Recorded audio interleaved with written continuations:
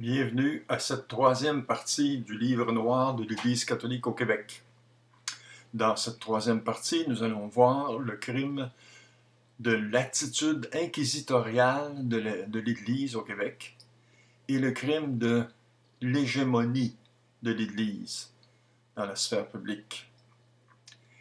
Et puis nous allons terminer par la condamnation et les sentences de l'Église pour les crimes de l'Église. Alors, parlons de l'attitude inquisitoriale. Je vous rassure tout de suite en partant, ici au Québec, on n'a jamais torturé personne, on n'a jamais fait brûler personne à cause de l'Inquisition. Il n'y a pas eu d'inquisition officielle au Québec. Mais l'Église a eu une attitude inquisitoriale. Qu'est-ce que ça veut dire? Ça veut dire qu'elle utilisait ce que j'appelle des armes illégales et spirituelles, comme l'excommunication, comme la privation des sacrements et la privation de l'enterrement en terre chrétienne. Et ça, pour des chrétiens croyants, c'était des armes très efficaces à utiliser contre eux. Mais quand même, nous avons eu un petit épisode sanglante avec Monseigneur Montmorency de Laval. Monseigneur Montmorency de Laval, qui a été canonisé récemment, avait arrêté un Français, un certain Vuil, V-U-I-L, Vuil, parce qu'il avait fait le trafic de l'eau de vie avec les Amérindiens. Mais ce motif n'était pas suffisant pour l'exécuter. Or, Monseigneur de Laval avait bien l'intention de se débarrasser physiquement de ce Vuil. Alors, il l'a accusé d'hérésie. Et là, il possédait, il détenait vraiment un motif suffisant pour le faire arquebuser. Il l'a fait arquebuser, c'est-à-dire qu'il l'a fait tuer. Voilà une attitude inquisitoriale sanglante. Il y avait aussi euh, d'autres mesures, par exemple, et peut-être qu'on n'a jamais appliqué ces mesures-là, mais c'était dans le Code au Québec. On coupait les lèvres des blasphémateurs, c'était au moins indiqué dans la loi. Et aussi, on faisait la strangulation pour les incestueux. Espérons qu'on n'a jamais appliqué ces lois-là, mais je n'ai pas trouvé dans mes recherches de cas où on les appliquait. Donc, on procédait aux excommunications, aux interdits, à la privation de sacrement et de sépulture en terre chrétienne. Voilà. Et là, je vais vous donner une liste de cas où on a appliqué la mesure ou l'attitude inquisitoriale de l'Église. Premièrement, l'affaire Corriveau. L'affaire Corriveau, c'était Madame Corriveau qui se faisait battre par son mari et qui un jour s'est défendue et dans la bataille, elle l'a tué. Donc, elle a été condamnée à mort. Et c'était sous le gouverneur Murray, qui a une si bonne réputation. Et pourtant, il va faire une chose atroce. Il va, après la pendaison de la Corriveau, il va mettre son corps dans une cage. Il va l'exposer à la croisée des chemins pour terroriser le peuple. Qu'est-ce que l'Église avait à faire là-dedans? L'Église aurait dû protester contre le gouverneur pour l'empêcher de faire une chose aussi cruelle, aussi atroce, aussi ignoble.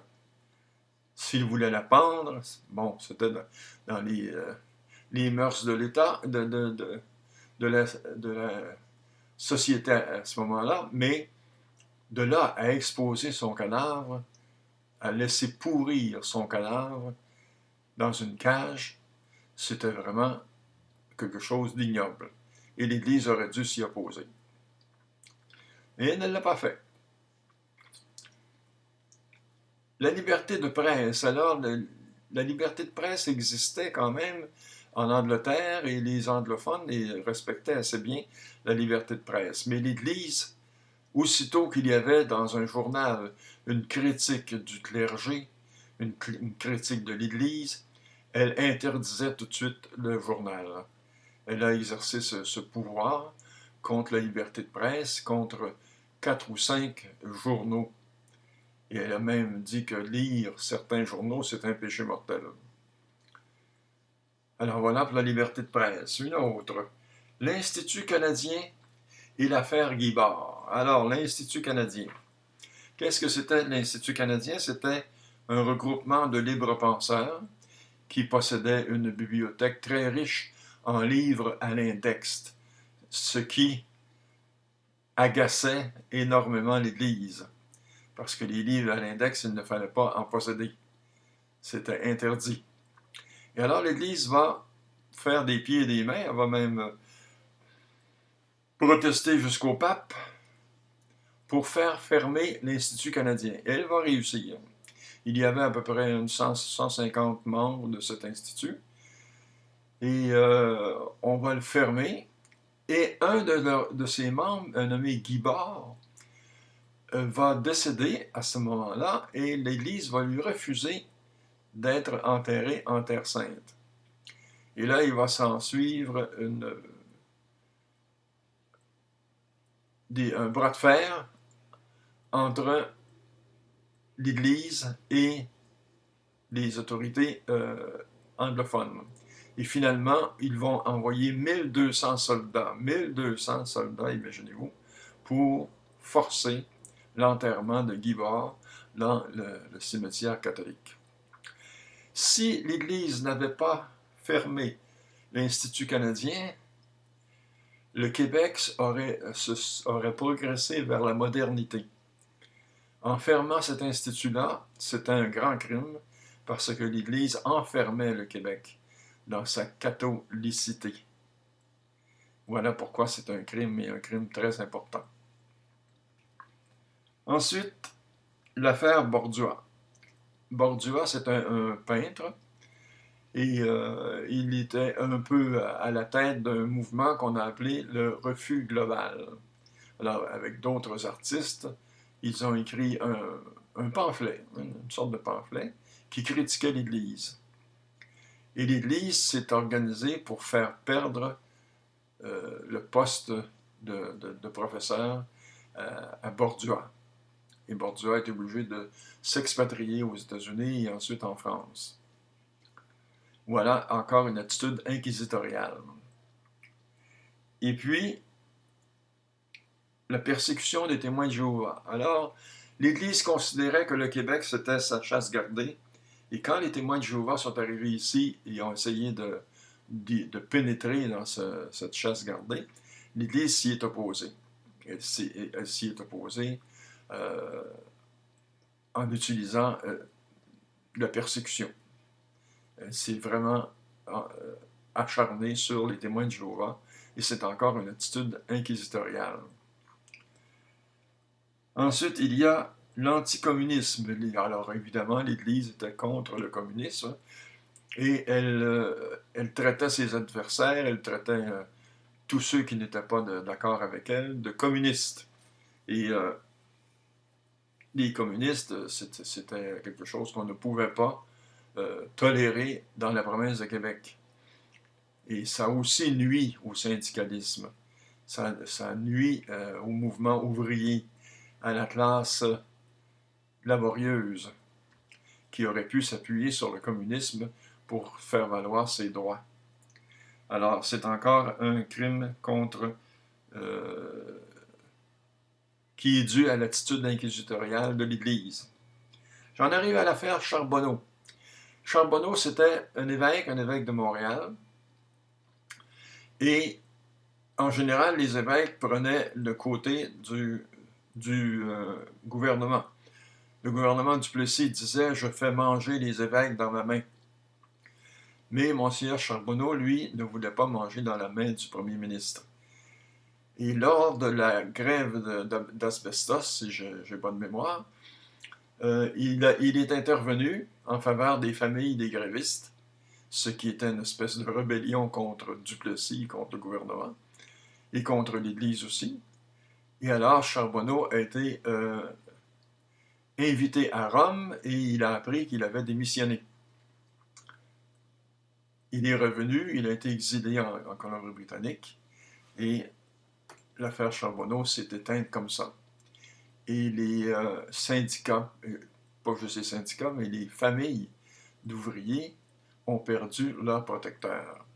C'est encore l'ensemble des évêques qui mangeaient dans la main du gouvernement qui ont repris le dessus.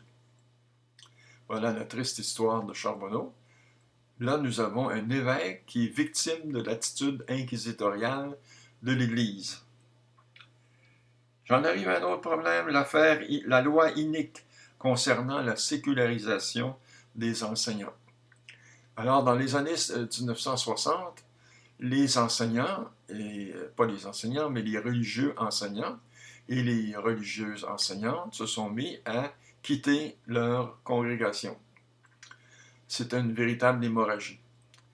Et alors l'Église, pour arrêter l'hémorragie, a obtenu du gouvernement une loi qui empêchait ceux qui quittaient les congrégations de racheter leurs années de service.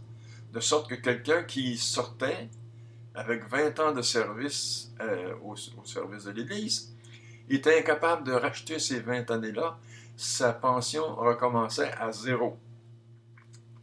Alors les enseignants, les ex-religieux et ex-religieuses se sont battus pendant 20 ans pour vaincre, pour renverser cette loi et avoir la permission de racheter leurs années. En attendant, ça a été énormément de temps perdu et énormément de difficultés et de misère pour les prêtres et les frères et les sœurs qui avaient quitté l'Église. Et pourtant, qui avaient servi l'Église très fidèlement. Et c'était la reconnaissance de l'Église envers ses anciens serviteurs. Les remariés divorcés. Alors là, on a parlé dans la misogynie que l'Église interdisait le divorce, mais évidemment, il y avait des gens qui divorçaient quand même. Et ils voulaient quand même rester dans l'Église. Et là, l'Église a refusé les sacrements aux divorcés remariés. Encore une attitude inquisitoriale, refus des sacrements. Moi, j'appelle ça utiliser des armes spirituelles illégales. Et finalement, les homosexuels. Alors, l'Église s'est opposée au mariage gay, au mariage, je veux dire, entre les gays et entre les homosexuels. Elle leur a refusé l'entrée à l'Église, elle a refusé de les marier, tout comme elle refusait la prêtrise aux femmes.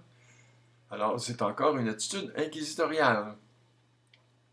Je pense que je vous ai donné assez d'exemples pour vous convaincre de ce crime énorme qui est l'attitude inquisitoriale de l'Église au Québec.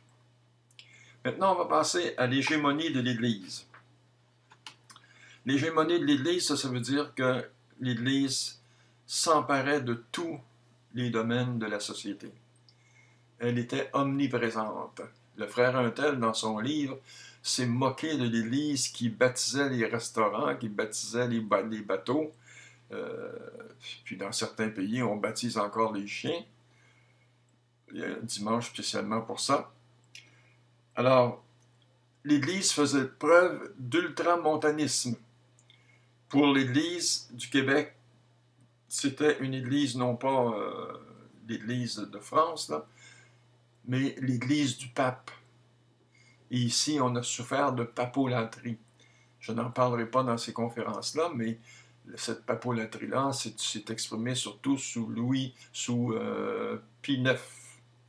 Et surtout lorsqu'on envoyait des zouaves pour défendre les armes à la main, le pape et ses États. L'Église favorisait l'agriculturalisme. Elle voulait que les Québécois restent sur les terres et cultivent les terres.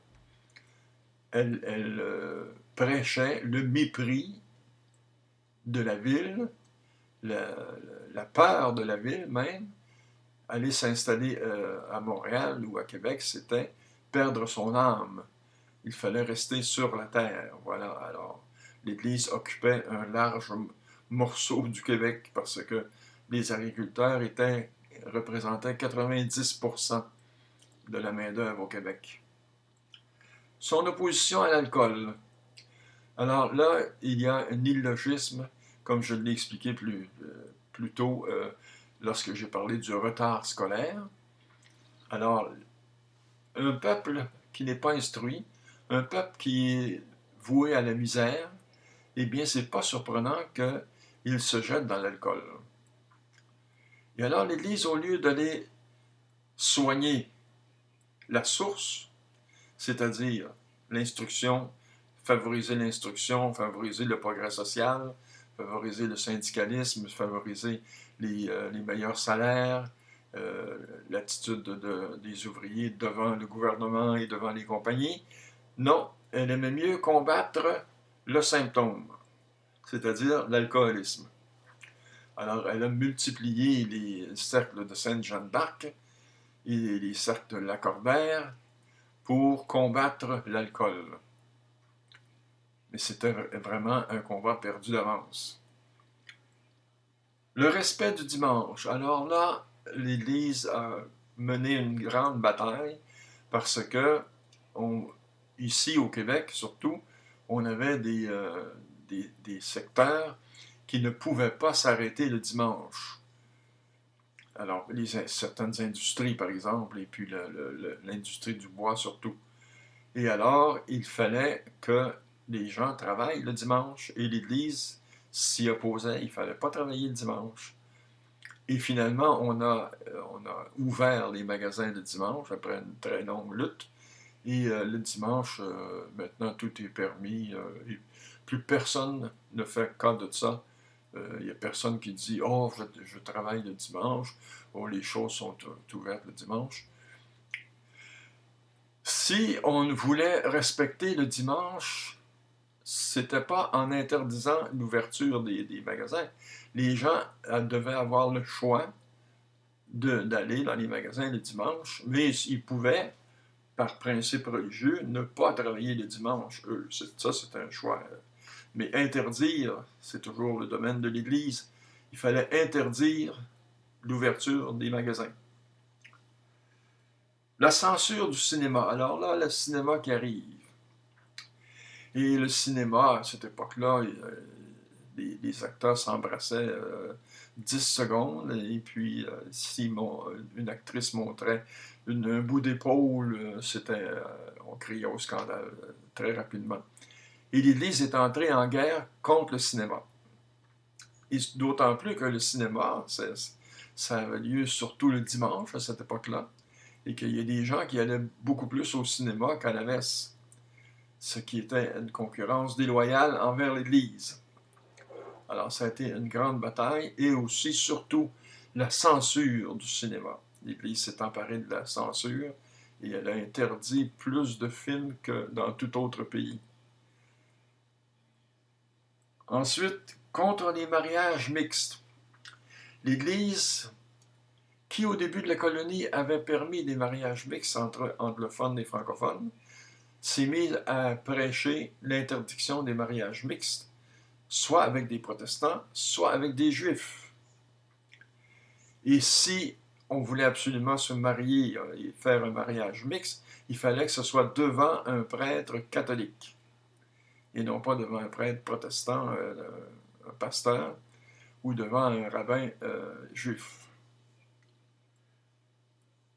L'Église a aussi, et ça c'est une attitude d'hégémonie autant que d'inquisition, elle a combattu les livres. Tout au cours de son histoire, l'Église, au cours du Moyen Âge, a brûlé des milliers et des milliers de Talmuds juifs, le fameux livre juif. Lorsque Hitler, lors de la nuit de cristal, a brûlé les livres, il ne faisait que suivre la bonne tradition de l'Église. L'Église a été une incendiaire de livres. Et là, ici, au Québec, ça a eu lieu. Un prêtre a brûlé en 1857 15 000 livres des librairies Roland. 15 000 livres, c'est pas, on ne rit plus, là. Et puis, l'Église va s'opposer à la vaccination. Alors, La vaccination, l'opposition à la vaccination, ça remonte, je pense, au pape Léon XII, si je me souviens bien. Et il disait, lui, que en vertu du péché originel, nous devions souffrir et que utiliser des moyens artificiels comme une vaccination, ce qui n'est pas artificiel du tout, mais un moyen comme ça pour empêcher les gens de souffrir ou d'avoir des maladies, ce n'était pas selon la doctrine du péché originel. Et l'Église catholique au Québec a souffert de ce problème jusqu'au début des années 60. Elle s'opposait au vaccin et les francophones catholiques étaient les moins vaccinés au Canada. Ils croyaient à ça. Alors, ils croyaient que c'était mauvais que de se faire vacciner. La toponymie religieuse. La toponymie religieuse, ça c'est encore vraiment là, l'exemple le plus patent de l'hégémonie de l'Église. Quand l'Église est arrivée ici, au Québec, au Canada, elle a commencé à nommer les choses. Alors, elle a distribué ses saints partout. Il y avait des montagnes qui avaient le nom de saint. Il y avait le Saint-Laurent. Alors, le fleuve principal a un nom de Saint-Laurent. Et puis, les villes, les villages, les rues, partout, on donnait des noms de saints. Ou encore des noms de papes, comme le boulevard Pie-IX. Et puis, ça pouvait être d'autres personnages religieux. Mais l'Église nommait son territoire. Vous savez, quand on nomme, on affirme sa propriété. Quand on nomme son enfant, ça veut dire que c'est mon enfant, c'est moi qui le nomme. Et mon chien aussi, si je lui donne un nom. Alors, nommer quelque chose, c'est un acte de propriété. Et l'Église s'est emparée de la province de Québec. Elle l'a nommé. Et encore aujourd'hui, la moitié des choses, des rues, des villes, des villages au Québec portent des noms de saints encore.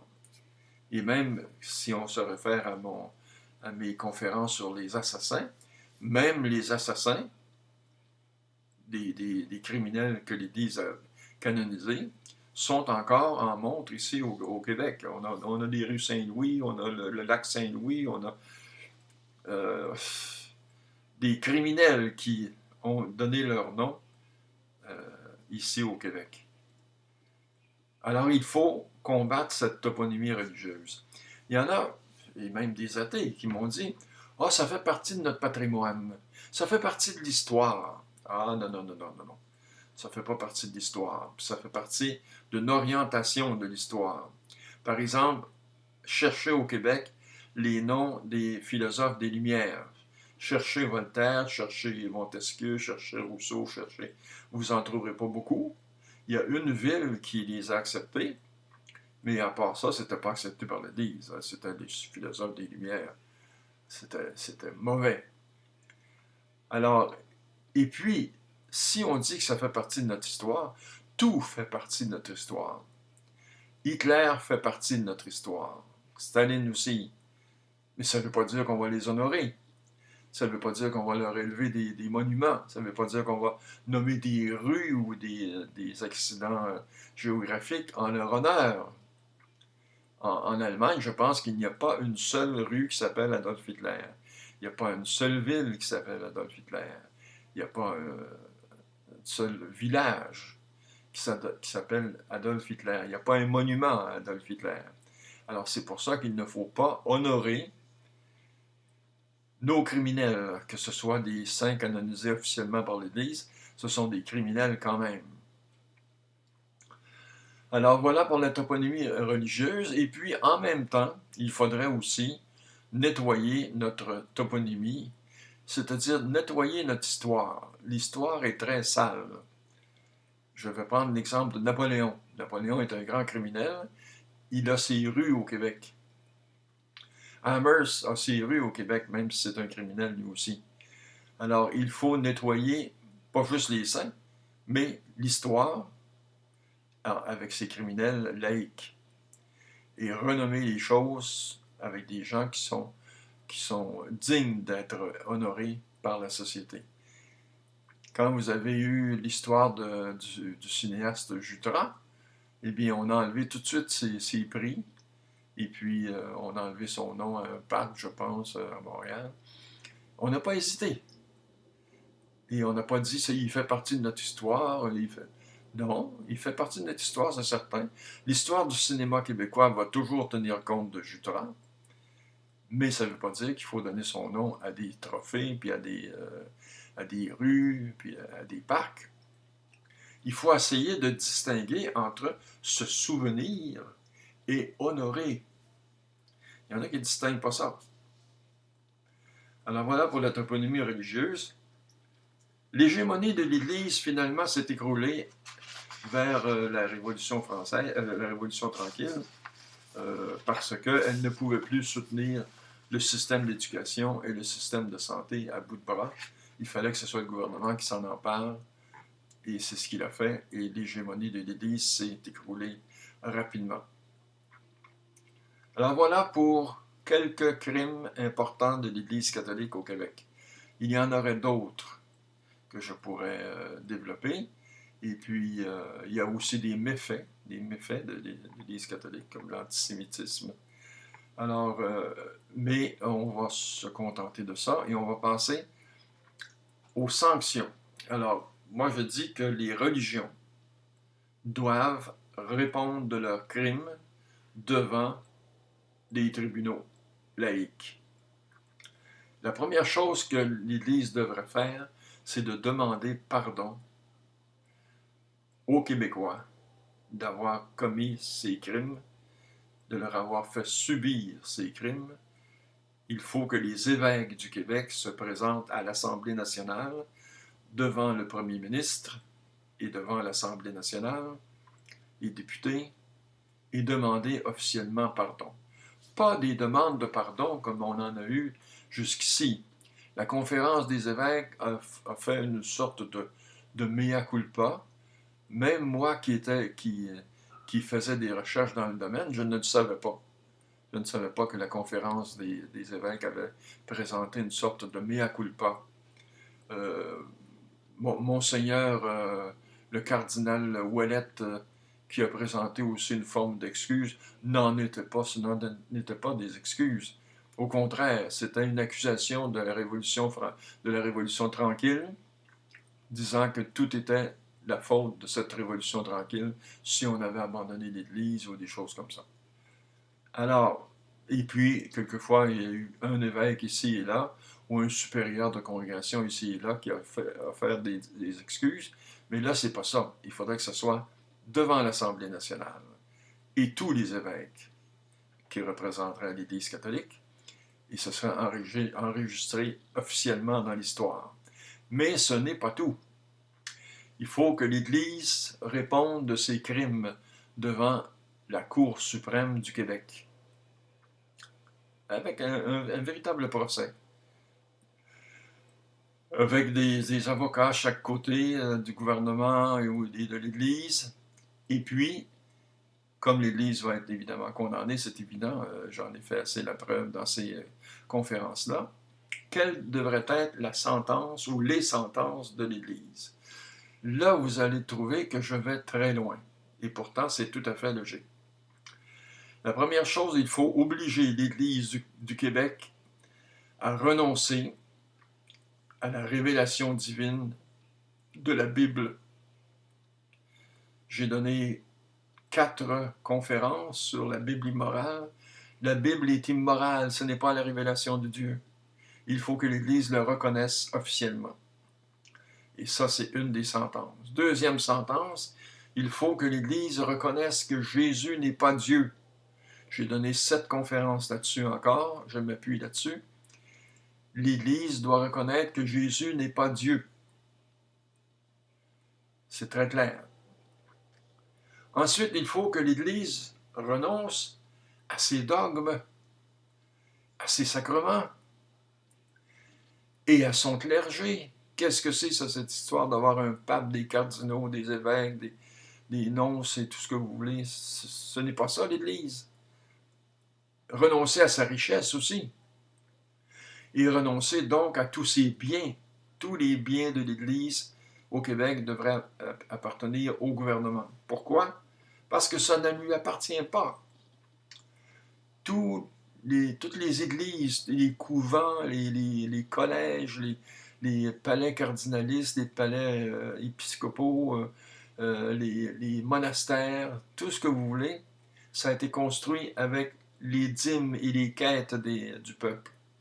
Ça a été surtout construit par les subventions du gouvernement et par les exemptions d'impôts du gouvernement. Alors, tout ça doit revenir au gouvernement et c'est au gouvernement à décider ce qu'il va garder parmi ces biens-là.